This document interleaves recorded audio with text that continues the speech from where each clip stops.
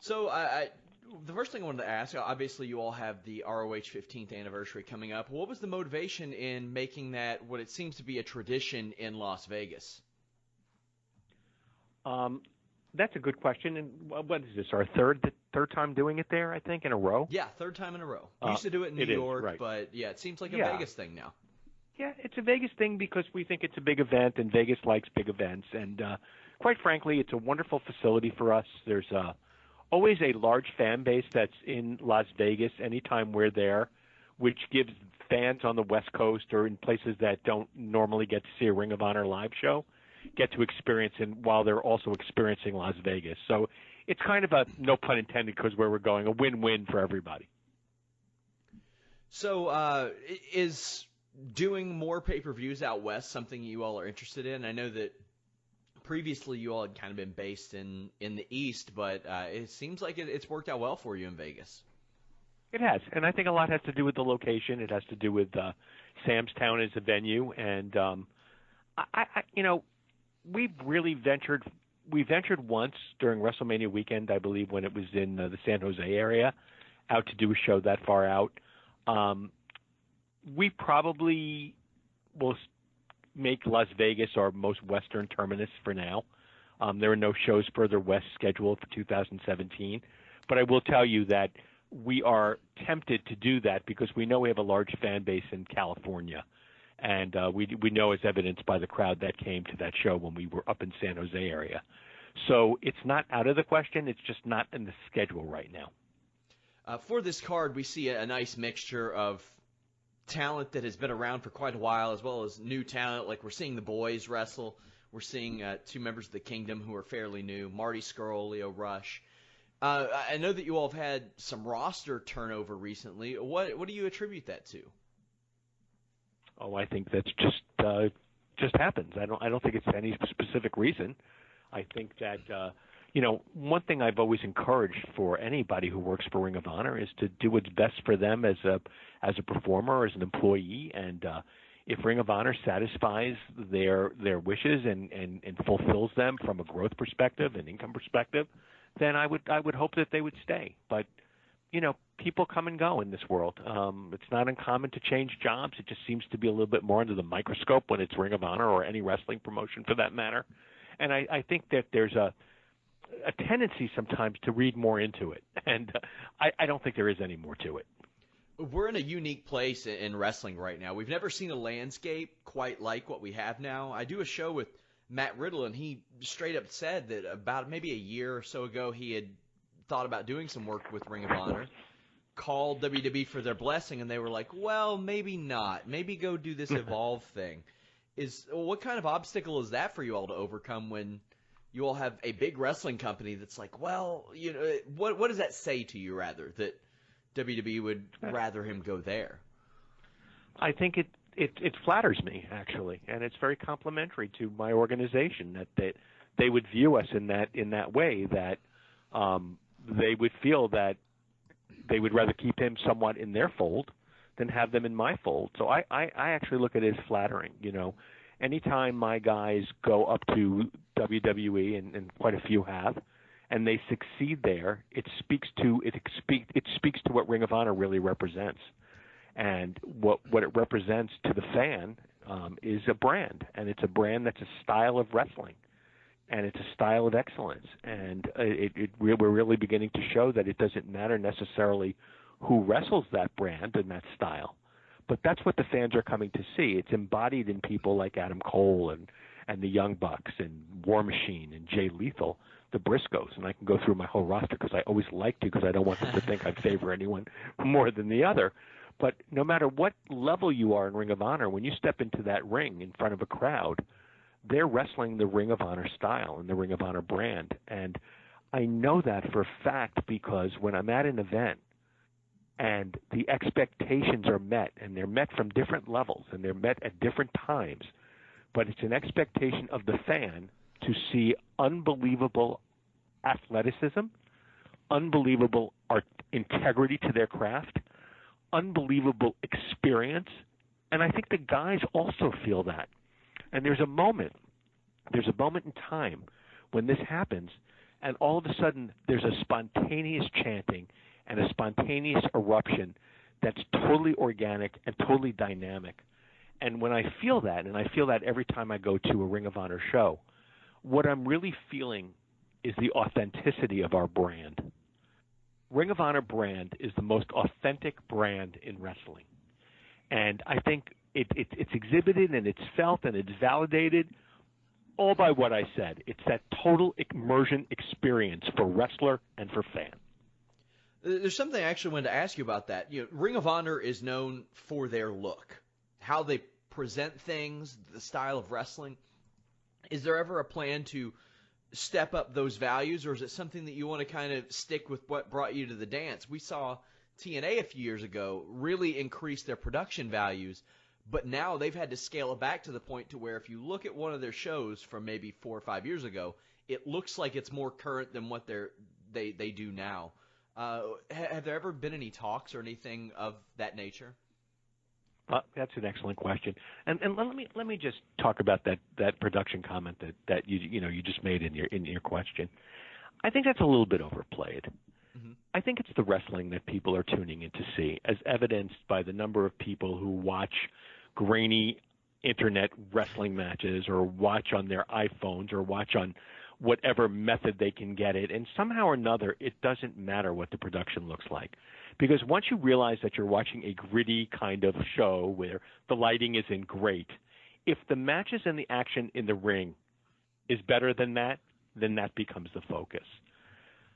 Back to your original question, though, about are we status quo, and I think that's kind of what you were asking, are we happy with what we present, and is that enough? I think the answer really lies in almost this way. When we purchased Ring of Honor from Carrie Silken in 2011, started talking in 2010, we bought a promotion that I felt had an incredible core value, a core value to the wrestler who's wrestling, what I talked about earlier, a core value to the fan. And I think any good businessman or any good business identifies what that core strength is and does everything in the world to preserve that core. What I think we've done in the last set of years, going back 5 anniversary shows, because this is like our 5th one now, is I think we've stimulated the progress of our brand. And I think we have brought up production values, and I think we've brought up venue values, and I think we've invested in talent the way we need to as a business, and give that back to the fan. So I don't think there's anything that I would say to you, I don't want to change anything. I don't want to change the essence of Ring of Honor. I want to increase and enhance the essence of Ring of Honor. As I mentioned, this is a unique spot in pro wrestling. I mean, a couple of years ago, we kind of saw it with the Samoa Joe thing. Like, he started off, he was going to work for both. But now we got Cody Rhodes, who is working everywhere. And I mean, like, everywhere. If I started up a promotion in my backyard, he might take a booking here. Like, he's unbelievable the way he's crafted this to be able to do that. What do you think has changed that mentality? Because it used to not be like this. It used to be you work here, nowhere else. Also, if you do, you got to watch what you do elsewhere. What do you think has changed that type of mindset? Well, I don't think it's really been that changed. I mean, in the world of wrestling right now, there's 3 promotions that are basically work exclusively with guys. Of course, the WWE being, the biggest of that. But TNA also has some exclusive wrestlers, and we have our own stable and roster of exclusive wrestlers. But there are other wrestlers out there that deserve to be seen, that we want our fans to be seen, that we feel we could work a shorter arc if they're not looking for a long-term commitment. And, it can't be everybody, because you can't have a promotion like that. I think for me, I think we deserve, it's all about the fan experience. And if bringing in Cody, and, Cody wanted to wrestle in Ring of Honor, I think there's a lot of stars and performers in Ring of Honor that Cody wouldn't get to wrestle unless he was wrestling in Ring of Honor. And I'm okay with that, because it exposes Cody to our fan base who may not see him live or may not see him on Ring of Honor television. And we know exactly what that relationship is. I'm thrilled about it. He's He's a fantastic performer. He's a very, very nice man, and I'm proud to have him as part of our roster. Now, at the end of all of these auditions or tests or whatever you want to call them, he chooses to be exclusively with Ring of Honor. We would love that. So I don't have a problem with that. What I'm most proud of, though, and it's something that you kind of mentioned and alluded to earlier, I'm really most proud of the fact that we're part of that narrative. You know, I think it's important to be part of that narrative. And I think if anything we've done in the last 5 years is we've gone from being like the top independent promotion to being part of the wrestling narrative. I like that. Speaking of Cody and how he's able to work everywhere, what kind of market do you see for free agents now, and are you all actively in that market? Like I said, you all have lost a few names, but you picked up several as well over the past few months. But you've got a commentary team that looks nothing like it used to, obviously. You've got some guys you all were trying to establish in Donovan Dijak, ACH, that look like they won't be back. But on the other hand, there are Drew Galloways, there are Matt and Jeff Hardys, there's Jade. There's a lot of people out there, and plus all the up-and-coming names, of course. What kind of a player are you all in that free agent market? Well, I think we're a good player, but again, I don't really, I don't. That's not what I get involved in. I have a creative team and a business unit that works closely together to make sense of those kinds of people. And I'm not making that they're any specific kind of people. If it makes sense for Ring of Honor, I mean, they've been wrestling a different brand and a different style, and if it doesn't work for us, it's not going to work for them. So I think that has to be evaluated on a person-by-person basis. But all of the names that you mentioned are superb performers. But they might have different ideas creatively than we have, and it all has to work together, because the ultimate result and the ultimate outcome I'm looking for is the fan, and making sure we deliver a product that's our product, and we're true to our brand, true to our core. And if this goes back to what I said, stimulates the progress of our brand by bringing in those kinds of talents, then we're always open to that. Christopher Daniels is in an interesting spot on this show, actually. He's a guy who turns 46 this month. 46. And he's amazing. He may have never been more popular. Like, everything worked out for him the way that it needed to facilitate this type of situation, and it's such an interesting story and an interesting situation. What's it like working with him? And I know that he's taken an increased backstage role as well. Yes, I'm honored to work with Christopher Daniels. I feel honored because when we purchased Ring of Honor, Chris had left to go to TNA, and I never really had the opportunity, except the few times he wrestled for Ring of Honor while he was still under contract before he left, to really know him the way I know him now, and to really appreciate the talent that he truly is. And when I say talent, I'm talking about, I'm going to grant him almost legendary status. Mm-hmm. This man, not only is he a brilliant, brilliant tactician and worker, he's an incredible human being, and what he brings to Ring of Honor is just so much more than his in-ring action. He's a good thinker. He's a great leader, and I like I said, I'm honored that. So it's been a year and a half, essentially, since the Destination America project ended. How do you look back on that experience? Oh my God, it was terrific.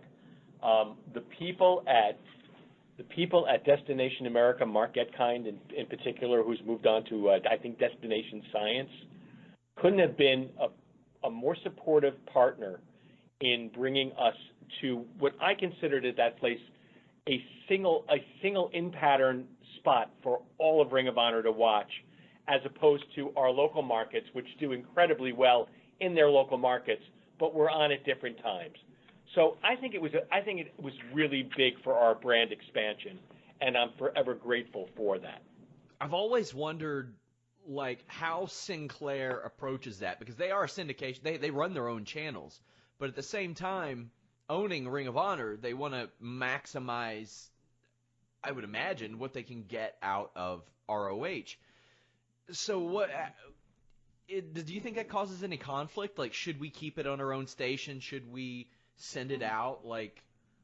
I'm confused about the approach. How does that go exactly? Well, it actually works this way. It's a very good question. When we ran on Destination America, and as we gladly run on the Fight Network and on our clearance in Portugal, and even our clearance on Comet, which is a joint project of Sinclair Broadcast Group and MGM Studios, which came to being almost at the exact time that we stopped on Destination America. Comet was launched in almost 80 to 100, it's over 80 million homes available. The local market television always comes first. So the first place you can see Ring of Honor, if you're a diehard fan, and we have lots of them, as you well know, will be in the local markets on Friday, Saturday, or Sunday, depending on when they air. Even on Destination America, they had the airing in that same week, but after the weekend. So we didn't see it as anything more than a way to expand our reach because, again, we're an over-the-air broadcaster, which is fantastic because we present our product for free and nobody has to really pay to get it if they don't choose to. We are limited by regulation to X amount of coverage. In this case, it's 39% that our company in itself can own. We have an additional 10% on syndicated properties on cable and other TV stations. Plus, we are able to use Comet as an additional source. So having a national cable or a national distribution point where everybody can see it at the same time is always going to be important in our goal to expand the brand. But we don't see the conflict because Sinclair, our stations in Sinclair, our local market stations, always get the first airing. Okay. That's fascinating. I may eventually have some follow-up questions for you in regards to that. I've got a guy who does a lot of great analysis there. Yeah, absolutely. You all have this New Japan partnership going. Now, this is particularly unique because you all run about 6 pay-per-views a year, but it seems like you all are running a lot more because there's so much talent exchange here that every time that there's a New Japan World show, it feels like a New Japan ROH show, including the ones we saw this past weekend. How's that partnership been going? I know that a lot of people have said that maybe that Ring of Honor gets the short end of the stick as it pertains to booking, but, I mean, it seems like it's been a success as far as live events. Oh, my gosh, it's been a terrific partnership. They're great partners, and they're great people to work with. I have heard the same thing about Ring of Honor getting the short end, and I'm not really sure what that really means because what we get to see when Ring of Honor wrestles with New Japan are the best in the world. And to watch those two cultures meet in the ring, you find out that there's only one language inside of the squared circle, and that's professional wrestling. And that style is so similar, and that core strategy is so similar. I think that's why we work so well together. And by the way, you can drop that squared. So I don't even know where that came from. It seems so trite to say the squared circle. So Kevin Kelly is still doing some work with them. Is that an awkward situation? No, not at all. He's still doing work for us. I think what happened is that we gladly welcomed Kevin into our Sinclair family as part of Ring of Honor. But, the New Japan Opportunity International was creating not a conflict any more than number of days he needed to be there versus the number of days we would have him. So we just felt it was just in everyone's best interest to allow him to have the flexibility to do both. So Kevin is going to be in Las Vegas. I mean, he hasn't left Ring of Honor in the way people think he's left Ring of Honor. Kevin's got a lot of history with Ring of Honor. And by the way, Ian Riccaboni, who is just a terrific young man, is really one of Kevin's proteges. And Kevin's his mentor. And I think if you listen to Ian and listen to the way he calls a match, it's very, very deep, and there's a lot of depth to it and a lot of passion and belief, which is what makes good ring announcers so popular and so believable. But, like anything, Ian's doing his second set of matches, and as he matures and as the fans understand Ian's point of view, because that's what we're really talking about is a point of view, I think everyone's going to grow to love him the way we do internally. Just a couple more for you. You all introduced six-man tag team championships last year. What kind of benefits and challenges has that presented you all as a company? Well, I'm not sure there's been any challenges. I mean, I probably should let creative answer that more than Joe Koff. I will tell you what the benefit of it is that it innovates. It's a brand innovation.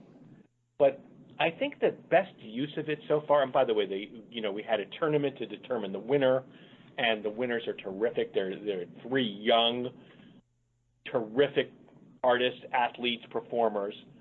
But most recently in Columbus, we did a show called The Experience, and I'm looking forward to more of these because I think the fan experience to me is so important. We actually had the fans who came to that Columbus show choose the Kingdom's competitors that night, which team, the three people on the team. And I really found that to be interesting how the fans in the arena voted, and they voted through text. We set up a text line, a text shortcode for them.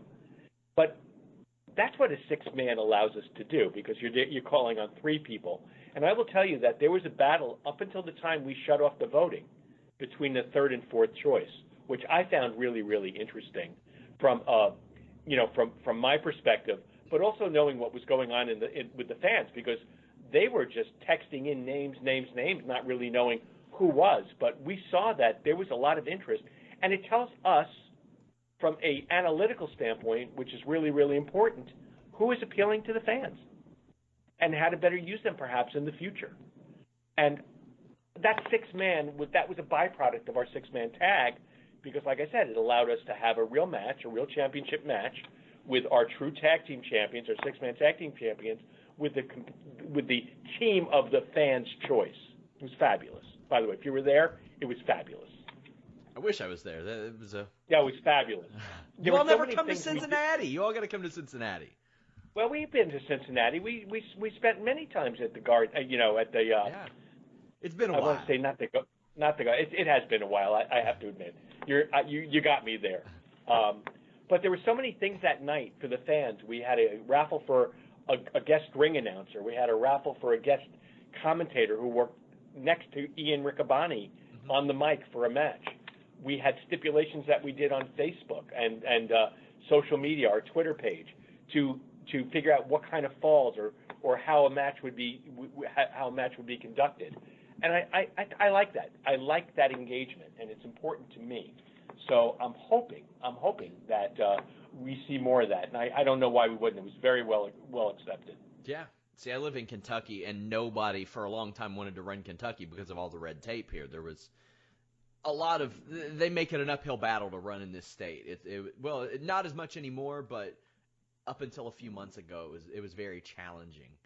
I always like how you all put the ROH TV show online. Like, there's no reason anybody can't watch that show. It's on a delayed basis, but is that basic? Is that the mindset? We put this on so everybody can get a taste of Ring of Honor? Well, we put it on because we don't have 100% of the country covered. Yeah. And I think because of that, and because we also are free over-the-air broadcasters, we also feel that the television show should be available to everyone, no matter where they are, if they have an internet connection, to see the show. That's how we keep the brand going. We have options. We have options where someone can see it earlier, and we have a ringside access that allows people to see the VODs and earlier and get tickets earlier. But again, being a free over-the-air broadcaster and someone who believes in allowing people to get that content for free, it was just natural that we do that. For those who might not have checked out Ring of Honor, what would you say to them that would make them want to check out ROH 15th anniversary? I mean, obviously there's a lot of big names on this show, from Jay Lethal to the Young Bucks to Adam Cole, Christopher Daniels, the Briscoes. There's a lot to offer on this show. Yeah, I think that's a statement in itself. I mean, if Ring of Honor fans know our product, and there are wrestling fans who come to our shows, and I'm going to tell this anecdotally because it happens every show we go to. They come up to me, they seem to recognize me or know who I am, and they always tell me, first of all, thank you for bringing the show to their town, But then they tell me that they're first-time fans who've come to a first Ring of Honor show, and their comment is always, I can't believe I waited this long to see this kind of wrestling. And what I'm going to say to your readers, and I'm sure you have lots of readers, or is this a podcast or a We'll be doing both. We'll have we'll have it up there. So to your listeners and to your readers, and thank you, and I'm sure there's lots of you out there, if you want to experience wrestling, professional wrestling, the way I believe it was intended to be presented, with incredible artistry, with incredible athleticism, with a great story, with great energy, then I think Ring of Honor is a show. If you haven't seen it already, this is a show you should be seeing. Not this specific show. I would like it to be the specific show because the 15th anniversary, all of our anniversary shows have been really special with lots of surprises in it and lots of surprise outcomes. And that's what makes us unique. I think that Ring of Honor has been very, very successful, and you being a wrestling follower can probably attest to this, that very little gets out about what's going to happen in our matches, and I'm proud of that. Yeah. I'm proud of that because it says a lot about our organization and how important it is to us to always remember that it's the fan that pays our bills.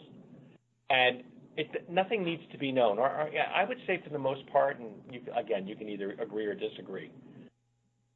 When you come to a show, that's when you're going to see what you're going to see. Nobody's tweeting about it before. Nobody really has an idea of what. I give all of those kudos to Christopher Daniels, who you mentioned in the back, as well as the performer, our creative team. I think everyone in Ring of Honor knows who and what they are, and because of that, I think the shows we present and the surprises we're able to put forth without anyone knowing is a big difference. Joe, I want to thank you so much for joining me. I hope to speak to you again. It was great.